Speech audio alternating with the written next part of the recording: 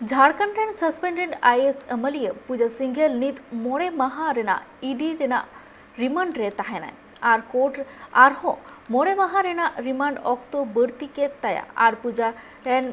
CA Suman Kumar ED 13 माहा Raina remand तायनम jail देखो भेजा के दिया।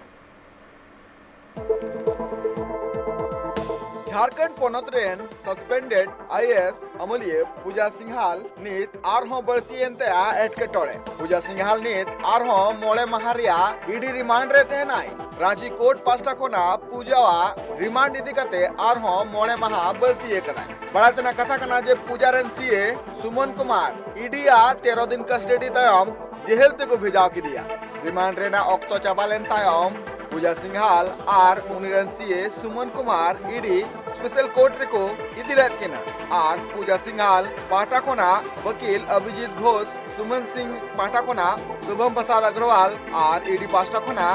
बीएम सिंह आजा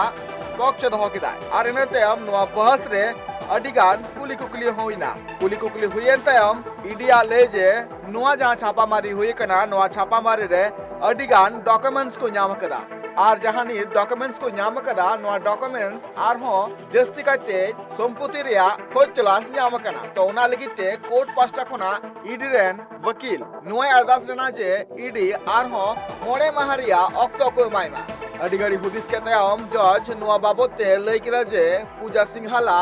आर हो मोड़े माहारिया